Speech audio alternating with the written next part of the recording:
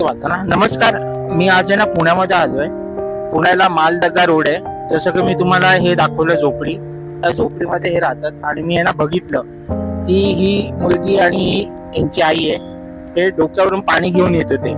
दीदी आप बताओ कि आप पानी आपको कहाँ से लाना पड़ता है? भवन में से लाना पड़ता है, पर 10 को पार करके जाना पड़ता है, गाड़ी घोड़ा सब पार करके जाना पड़ता है। तो पानी के लिए इधर बहुत त्याग है। पानी मिलता नहीं पानी आपको? नहीं मिलता है, कभी इधर मिलता नहीं है तो कभी उधर जाना पड़ता है, पेशेंट से फिर वापस आना, नहीं तो टिकट लाके पानी पीना पड़ता है। तुम्हाला बघितलं की आपल्या जीवनामध्ये घरामध्ये जर पाणी नसेल तर आपण काहीच नाही करू शकत। मी पण स्वतः इकडच्या लोकल वॉटर टँकरला पण कॉल केले, माझ्याकडे मी डायल पण केले, पण कोणी उत्तरच देत नव्हतं। मी खूप प्रयत्न केले, तरी पण बघू आपण माझ्या परीने काय ना मदत होईल ती। पण पुणेकरांना एक रिक्वेस्ट आहे की जर कोणी या रोडनी जाल तर आपल्या म्हणजे सोयीनुसार तुम्ही यांना मदत करू शकतात।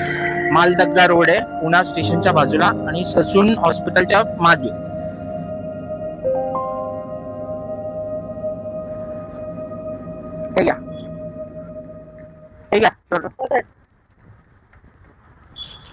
मी आता माझ्या पतीने तुम्हाला मदत केली। पाण्याचं पिण्याचं पाणी आहे, मतलब पीने का पानी है, ठीक है।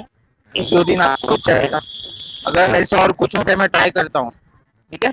आणि कोणी पुणेकर असेल तर नक्की इथे याल मालदगा रोडला, तर यांना नक्की मदत करा, ठीक आहे। थँक्यू चालेल, कोणी याल